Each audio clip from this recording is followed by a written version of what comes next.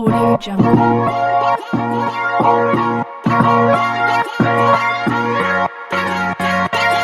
You know what it is. It's your boy Malcolm Sully, and this is the Malcolm Sully Show. So let's get it all in perspective. But wait, before we go any further, don't forget, click that like and that subscribe button. I highly appreciate it. Okay. So Terry Crews sat down with Trevor Noah, basically trying to sell his new book. But while he was doing that, he did talk about the guy grabbing his crotch and his insensitive Black Lives Matter tweets that he did a while back. This is all, again, to promote the book. That's it. But it still gives us a little bit of closure and understanding. So let's get into it. Now, this is the whole thing. You can be angry and sin not. It's a biblical phrase. Yes. And the whole thing was righteous anger is a good thing. And it was about accountability. Holding people accountable is how you deal with your anger. It's like there's a legal way to do everything. My answer to everything before was like playing chess, was turn over the chessboard. Right. I was like, if I can't get a problem, And what I learned was, wait, I gotta use wisdom here. My first mindset was to drive back through the club and like terminate it. You know, I was going to do it. But I went home, but you gotta understand this. Because the support that I had the whole time I was driving home, my wife said, I'm proud of you, Terry. I'm proud of you. Because she saw me throwing people around. She's seen it. I'm so proud of you. First time we had broken the pattern. That support that said, I'm doing this right. I'm doing this right. And then I went legal and I got stronger. And I went like, all right, you want to play this game? We're going to play it. We're going to play it all the way out. And what happened is, quiet as kept, other people joined my case because you don't rob the biggest bank in the state, right? Mm-hmm. You always rob little banks. And what was happening is there were all these other people that came out that said, hey man, he did the same thing to me. And they joined my case and he was like, oh, white flag, I'm out of here, I'm going to retire. And I didn't want any money. I just said, man, you cannot molest the clients and go back to work.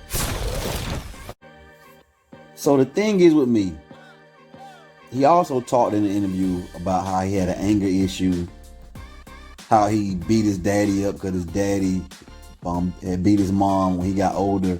He got all big like he is now, and he beat his daddy up. And I'm thinking, okay, so you beat your father up, which is understandable. He hit your mom, and he had been beating your mom forever. But the white man who grabbed your crotch twice, you went the legal route. But you didn't want no money. You just wanted him not to be able to molest anyone else. Man, I'm scratching my head. That don't make no damn sense. So a millionaire grab your crotch. You don't want no money. You just want him fired. But you don't beat him up because you have been going to therapy. But you beat your daddy up. And okay, I get it. Before you beat your dad up, you wasn't going to therapy. So therapy taught you not to be violent. I get it. But how can you beat your dad up, but don't put your hands on this white man who molested you? To me, that's just weird. I mean, it ain't that much therapy in the world. I just don't understand. And he talks about how his wife was so proud of him. And I'm like, I get it. Violence is never the answer unless somebody is molesting you. Then violence is the only answer. I mean, you a man first. And you saying you went the legal route, but the guy retired. So what happened? What you think? He retired. You didn't get him fired. He retired. He was an old white guy. He retired on his money. At the end of the day, he won. You didn't. You still molested with no get back. No money. You didn't put your hands on him. You just a victim. You were 6'2", bench 500 pound victim. And to me, that's whack. I'm sorry. I don't care. That's how I feel about it. It's my perspective. But he also went into those Black Lives Matter tweets that he sent out. And let's check out, see what he said about that. Right. Well, this is the thing. Black supremacy has nothing to do with white people. When I was in Flint, Michigan, the drug dealer was a black supremacist. The gang member I was scared of and could not move around was the black supremacist. And what I meant is this whole thing, if we don't start this movement with the idea of reconciliation, we are just postponing a greater war. And my whole thing is, I didn't hear a lot of reconciliation, because reconciliation doesn't mean agreement. Yes. You know what I mean? It's one of those things, I want to bring this up because there's a story about the wisest man in the world. It was Solomon. And two women came to him and they brought a baby and they said, we have this baby and each baby is mine. So Solomon, the wisest man, said, okay, what we're going to do is cut the baby in half. And I'll give you a half of the baby and you get the other half. And one woman said, yes, that's the way we do it. But the other woman said, no, save this baby. No, in fact, give it to her. Give it to her. And he said, that's the mom. That's reconciliation. It doesn't mean you get the result you want. It means you're saving it, because dividing it is going to kill it. But and when I look at America, dividing it is going to kill it. I'm confused. He's saying that the gang members and the drug dealers were black supremacists. What they got to do with white supremacists?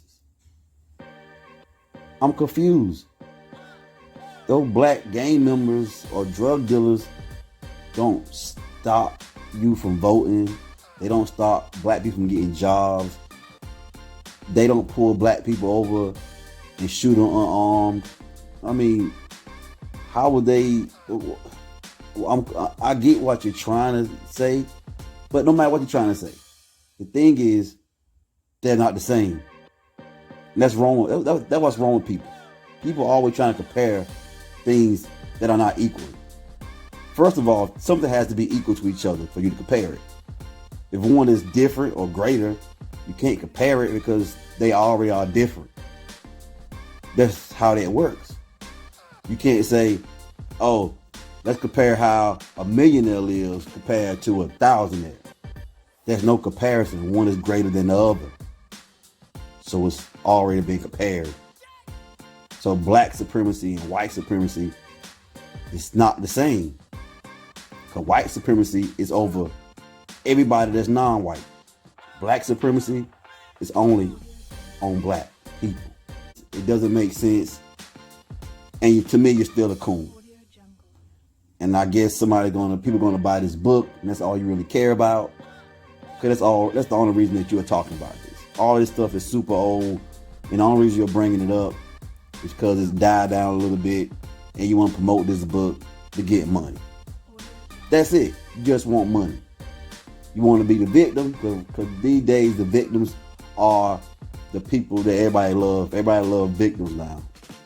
They don't care about heroes or warriors or stand-up men or stand-up women. They only care about victims. So be a victim, write a book, get money. Yo, that's what you want to do. That's what you want to do. But at the end of the day, you know deep inside, is that money worth it? But probably is, because if it wasn't, you wouldn't be doing it. That's how I feel about it. That's what I believe. But you know, that's my perspective. Don't forget, like, subscribe, tell a friend and tell a friend. Listen, I'm your boy Malcolm Sully. This is the Malcolm Sully Show, and I'm out. Bye. Audio Jungle.